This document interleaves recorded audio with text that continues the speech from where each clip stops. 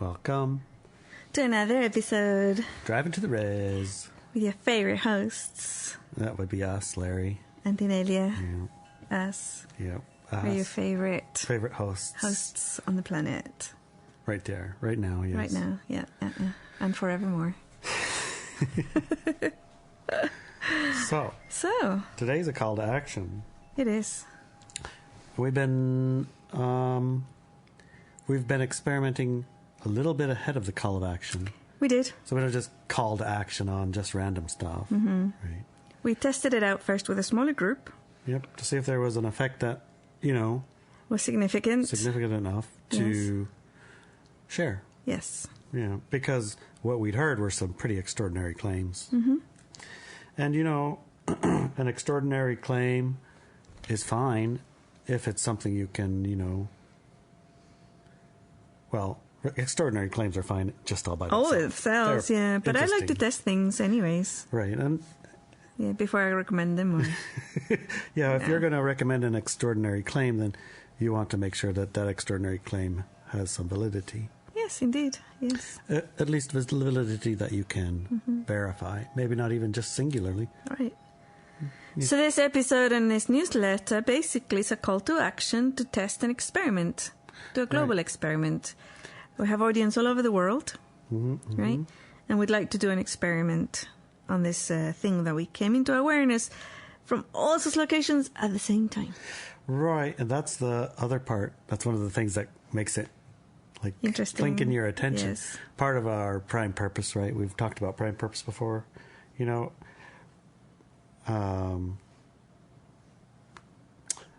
Be your true frequency and have that reflected back to you in experiences of that frequency, right?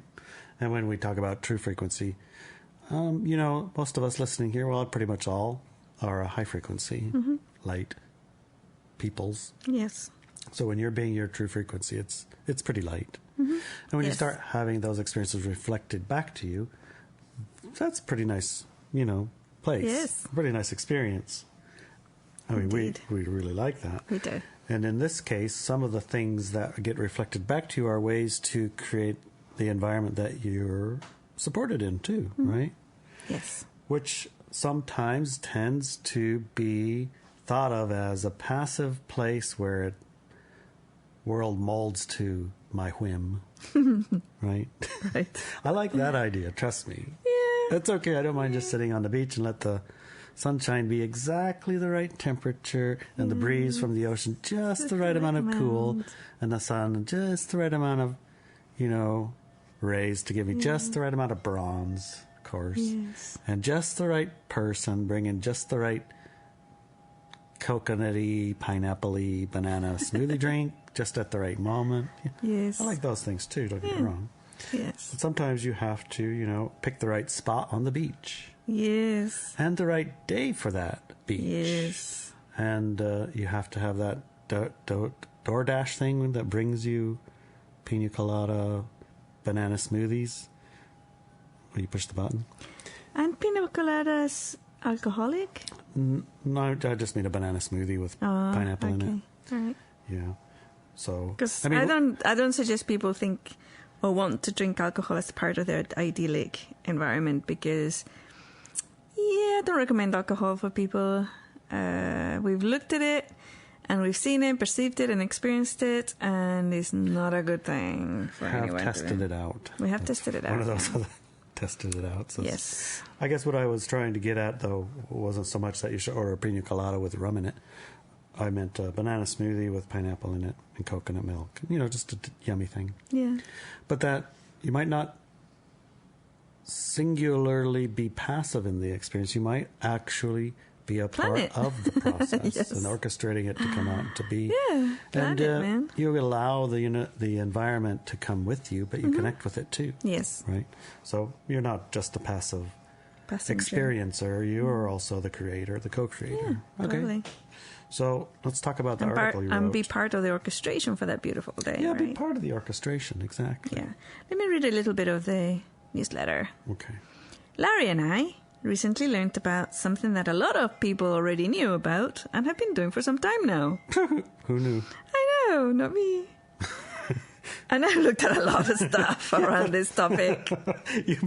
I know since the first day I ever saw you writing something. Yes. You wrote about this. Yes, I did, actually. Back in God knows when, 2006 or 7 or something, I wrote a book called Interview with an Alien. Yep. And in that book, it talked about chemtrails. Yes. Yes. So, let's continue with the newsletter. Okay. Vaporizing or misting distilled white vinegar outside. Actually, some people are using cleaning vinegar, which is a less diluted version. Yeah, you can use varieties. It's acetic acid at a 5 to 10% concentration. Yeah. That becomes vinegar. To neutralize chemtrail clouds. Right, that's a pretty extraordinary claim. I mean... And I don't know who put it together, but it's pretty extraordinary. If it worked. Yeah, we heard lots of people swearing for it. So we decided, we're going to try it out. Right. And it was such an extraordinary claim. Yes. But the source of the claim was one that I trusted. Exactly. And so it's like, yes. Well, if he's saying that it worked for him and he forgot about it, now that he's reminded of it, it's like, of course. Of course. And he went and did it like crazy. Yes. He had been complaining about chemtrails. They were getting sprayed like bugs, is his words. Yeah. And so it's like, why didn't I remember? Well, I did remember. He has a community, and the community has a community memory, and they remembered for him. Exactly, yeah. So anyway, yeah. Well, we heard it. Mm-hmm. We've heard of devices and things like this before. We heard about the method in a podcast, then in another, then another, all within a week. The most recent was episode 502 of Crow 777, speaking with Amanda Vollmer. Right. I've never heard of Amanda Vollmer before, which sounds really interesting, and I was going to follow up on some of her stuff that she does. Yep. Anyways, when I researched the method on the internet, I found laughable videos and a lot of people calling those who did it quacks and other unkind names. Weirdly enough, none of the podcasts or articles that we had come across while listening to our favorite interviewers and scientists appeared in those search results. I tried to sneak up on the search, and I just did it. What is the chemical response of... I mean, I just typed every which way I could think of to type it, to get it to go to there. Mm-hmm. And, I mean, the closest I got was if you boil vinegar in your house, then it gets rid of the bad smells. Hmm. Or the Chinese like to use it to antibiotic their spaces. Hmm. Or if you do it, it's going to make a concentrated acid solution that'll burn right through your pan. I heard that. Mm-hmm. Or... the fumes are poisonous. I heard that. But I also heard it's absolutely harmless. My mom's been doing it every week for the last, I don't know, as long as I've known her, cleaning out the coffee pot. So it's like... There's so much out there. Not one tiny little whisper of chemtrails. It affects chemtrails or clouds or the moisture or the atmosphere in any way whatsoever. Right. To me, this was doubly interesting. It was also interesting the absence of it, right? Yes, the absence of anything. Both the way in which the people were making fun of these videos. Those were everywhere. Trolls everywhere. And the videos were the worst ones that you could possibly imagine somebody making. And then also the unkind names, right? Mm-hmm. But also the research, the results from the search. Anyways, to me this was doubly interesting. It was also interesting that the people calling those who tried it out, kind names, didn't try it out or test the method out themselves. So they just went out and started insulting people, but they didn't even try it out. Even if it sounds ridiculous, I mean, the source of the claim is not ridiculous. No. So give it at least the benefit of let's try it. I mean, I've heard of more silly things. How hard is that? Let's boil a little bit of vinegar and see if anything happens. Yeah. They just troll the channels and post with similar identical comments to invalidate the method and make fun of the videos and photos and articles. Yeah. Yep. And many people, I'm going to say probably a lot of people respond to that kind of ridicule as well. I'm not going to be ridiculous. I wouldn't even think of trying it. Yes, that's what those. I think they're clearly It says, this clearly indicates to me that the nasty boys were trying to stop the method from becoming popular. Right. Because, the natural response of a person when they hear somebody else being made fun of is like, I'm not going to try that. That's They're going to make fun of me. And then what'll happen? Jeez, and me trying it is ridiculous to myself. You know, I'm not going to be so stupid trying that out. It's like, what, am I going to fall for this one? Yeah, sure. exactly. First of all, you're going to fall for chemtrails, and then you're going to fall for boiling vinegar to fix it. Yes. What kind of ridiculous are you talking? Mm-hmm. So, yeah. The people who I heard speak about it were super intelligent, able, capable individuals, not quacks at all. No, not quacks. No. At our online community sites, we sent out our homework to do the experiment and see what happened. We had before and after photos that were very, very impressive. The grey-white milky fog that covered the skies was gone. The sky would either become deep blue, or if it was originally cloudy, it would turn the clouds a bright white or deep grey and start raining. Yeah, I noticed that rain came. Yeah, one person reported that there had been no rain in her area for a long time, and after she did the experiment, rain clouds formed and it rained. It's almost like getting our weather back, right? As it should be. The report showed no more milky, high-altitude fog, and this happened within an hour or two of each person doing the experiment, which is not something I actually haven't seen.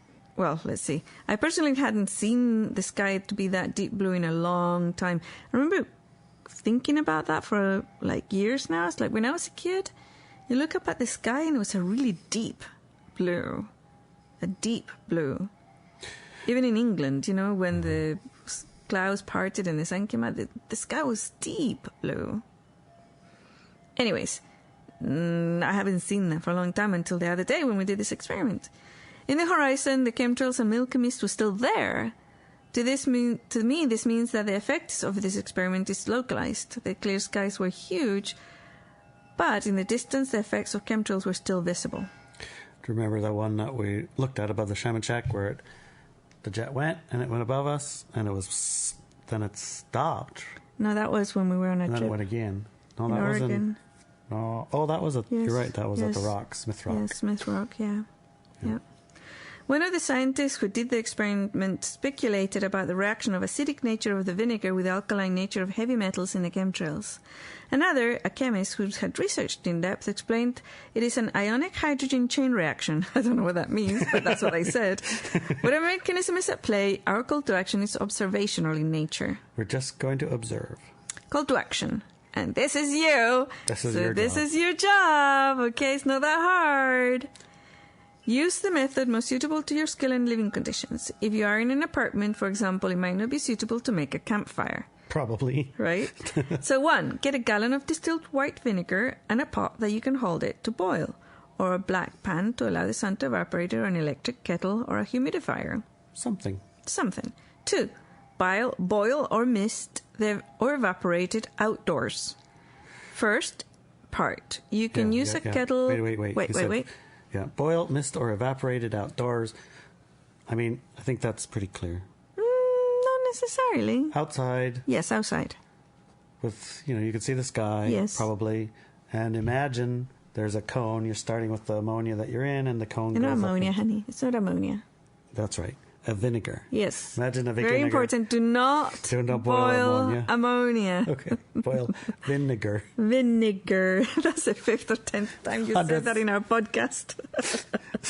So you take your vinegar and you boil it, and imagine there's like a little cone of influence from there up into the sky, right? Mm-hmm. So if there's something in the way, maybe it messes with it. We don't know. Mm-hmm. But we did it in our experiment with a clear view of the sky. Yes. Anyways, for this part, you can use a kettle with about 2 inches of vinegar and refill it as it boils off. I just filled the whole thing up. The kettle? Oh, not the kettle. You're right. No, the kettle, people having an issue because it boils over when you use a kettle. That's right, so, that boils and we did like crazy. too. That different day we used a kettle and it just boils like crazy and it boiled over. Although 2 people in our experiment group, the first one, they used the cleaning vinegar, which is more concentrated, and they didn't find that it boiled over at all.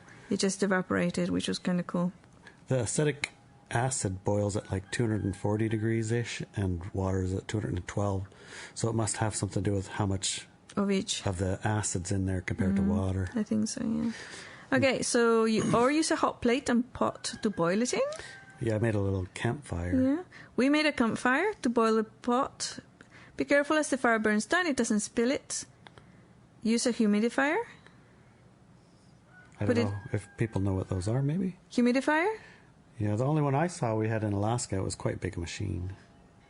Oh, really? Oh, maybe they're talking about like a mister. Psst. Yeah, put the humidifier. stuff in and then it sprays it out. Yeah, exactly. Okay. Yeah, it's a mister, the humidifier. So when I used to visit Tucson is very, very dry. Some days you'd wake up in humidity, air, like measurement thingy. Like it was like 0 or something. Humidity in water in the air. I saw really straight hair in Tucson, like very, very kind of fashionable at the time. But anyways, you buy something called a humidifier. They're not expensive. They usually sell them at chemist stores or supermarkets with the chemist area. And you put your liquid in there, turn it on, and the mist comes out into... You can use one of those, right? Okay, vaporizer kind of thing. Yeah, a vaporizer too. You can use one of those. I think vaporizers use as heat, while the humidifier, I don't know what they use. Like a fan, or I don't know how it works. But the steam, the vapor that comes out of it is not hot. All right, so you put it out in the hot sun, or you can put it out in the hot sun in a black pan and let it evaporate. In other words, you want to make small particles of vinegar lift in the air through vapor or mist. Yeah. All right. And 3, take a before and after photograph and post it on our Telegram group. That'd be great. Yes. Do this once a day for a week if possible. If not, then once a week this week is excellent. Once this week is excellent. Yay! And I'm looking forward to seeing all of those photos. So if you have plans to like start it to boil in the morning and then check it 3 or 4 hours later and take another picture, that's cool. If you want to do a control experiment, you can take a picture when you would be planning to boil it and then wait a few hours and take another picture so you can see what happens naturally in the day and compare it to what happens when you boil vinegar in the day. And, you know, we're trying to remove as many variables as possible, but obviously day to day it's going to be different. We've had our experience of we boiled the vinegar when it was cloudy and rain. Oh, it wasn't raining, but it was cloudy. It was cloudy, and it was that foggy milky, cloud. nasty stuff that you can't even see the clouds properly. So yeah, and it came out to thin the clouds and started to rain, and the sun popped out, and things got brighter. The clouds were so bright. Right. And so don't be afraid if it's raining or something. You can go ahead and do it. Yes. And if it's cloudy, it's fine to go ahead and do it. And if it's blue skies, it's fine to go ahead and do it. And if you see them spraying or what looks like they're spraying, it's great to do it. All of the things, give it a try. The only issue that there will be with your control experiment is that if you have friends who are boiling next to you, it's going to mess up your control. Oh, that they're doing it too? Yeah. Okay. Yeah. So, you know, you can use your memory. Yes. What's it like? Do you remember what it's like in the day, you know? You know, like, my memory is like, I look outside and I see that, like, milky, grey, foggy, white kind of thingy all over the sky. You can't really see the deep blue sky. And the other day when we did it, it was only like, we did it once when it was cloudy. And the clouds became really bright. And then we did it one day when it was just chemtrails. The planes were going over like crazy. There was even circles as they turned around and came back. Yeah. In the horizon. Lots and lots. The whole place was covered. We did it then too. And on that day, the skies turned that deep blue. It was beautiful. I haven't seen that deep blue for a long time. Now other people have been doing, mixing it with the little metal things you stick, the cloud busters, you know. Yeah. They're organic cloud busters or other things, other technologies. And I would say for this experiment, just stick with the vinegar to see what happens, right? And then, of course, we can do combine them and try different things and see what's more effective. Yep. Yeah. What we were listening to with Amanda, I think she had some form of coil. What's that, gardening? Yeah, they have electroculture. Yeah, I think so. They have coiled up copper wire in their garden, and that's supposed to, she say, affect the chemtrails in her experience too. And I don't know. I know we had one of our our community had a cloud buster, and he put it out with the vinegar boiling. So I don't know the chemtrail busters. A lot of people are having good results with that. I don't know the mechanics of how it works, but I do know that incident that you mentioned when we were traveling last week, and we went to Smith Rock in Oregon. Yep. We were sitting down and we saw this massive chemtrail plane going past right above us. Just puffing like crazy. And just as it was starting to come into our cone of field above us, the chemtrail vanished, even though the plane was still going. And then it went on to the other side, and their cone chemicals, of influence, I guess you would say. Their cloudy chemtrails continued. Started again. So right above us, there was a section of no chemtrail, which was kind of cool. And that, I don't know how that works either. I don't know how, some things are energetic and co-creation, energy, and all the things. But I know that the other day, didn't matter that we were here, those guys were covered in those lines, and airplanes were coming up, turning around, you could see the circle, and then going for another go. Oh, the sky was really covered. Then we did the vinegar experiment, and actually we didn't get to boil much of it at all, because we used the kettle and it keeps boiling over, and then we put it in a little pot, and then we had to leave, so we had to switch it off. So overall, I think probably about an inch, I don't know, maybe 8 ounces of it got vaporized into the sky. But this blue that came out above us was amazing, and all the lines, you could see the lines all over in the horizon. You could see the lines still there, but like a big circle around us was clear. Deep blue. Yeah. Which it's pretty. It's almost like poetic justice, because think how much it costs to have a plane spitting out that stuff, whether it's in the fuel or whatever I don't even know. I have no idea whether they have a special plane to do it. I bet they're going to make distilled vinegar illegal now, huh? Well, they're probably going to have a shortage of it. The price will go up or whatever. Yeah. But it's acetic acid. You can buy it dried and mix it with water. I mean, it's really? such a common. Wow, I didn't know such that. a common thing. It's like I didn't know that. It might be like the grocery store version is a little bit harder to get, because all of a sudden 20 people are buying it instead of one, and you're buying 6 gallons instead of one, Yes. So the demand will be up higher in your area, because I mean, how much vinegar's on the shelf there? Like 6 gallons maybe? Right, and we bought like 6 gallons or 8 gallons. Yeah. So it could be you have little shortages here and there, but for a long-term thing, no, it's like dirt. It would be easy to have plenty of it. Okay, good. But that would be the solution to the problem. I mean, that little bit of boiling vinegar costs you $1 or something. And millions and millions of dollars. Covers millions of square miles worth of millions and millions of dollars used to chemtrail us. Do it, right? Yeah, that's pretty funny. All you got to do is have you and your friends boil some vinegar. Yes. Every now and again. Actually, I was thinking at least if you can do once this week. Yeah. Right, if you can do at least once this week, that would be great. Yep. We plan to do it every day. And I was thinking we'll do it until the skies become blue, and then save the rest for the next day. It might take 2-3 gallons, or it might take half a gallon, or maybe 8 ounces, or I don't know how long it's going to take.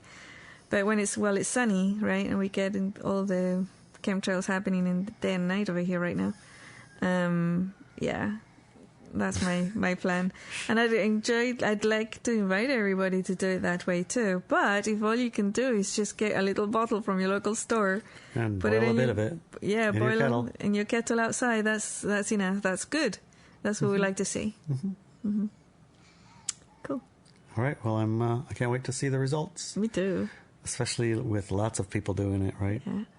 Now, if you want a further exploration of this, what we're going to talk about further, the second part of this podcast is on our Subscribe Star channel. Oh, that's right. And we usually have Ilia and Adelina joining us with our amazing questions. Then they can tend to be a little skeptical of these little... Not necessarily, no. Occasionally skeptical of the, science, to make sure that the science falls through and things like that. Oh, that hasn't been my experience, but maybe. We'll see. We'll see what happens. And so we invite you to join us for the second part of this podcast.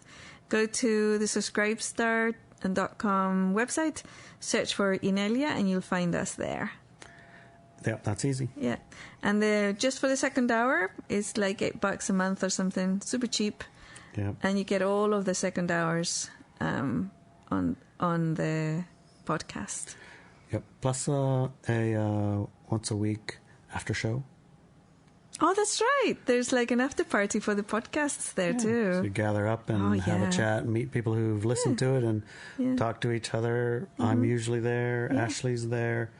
Yes. Usually a handful of people, 5, 10, 15 people. We kind of like just talk about what we talked about. Yeah. And share our experiences. Yeah.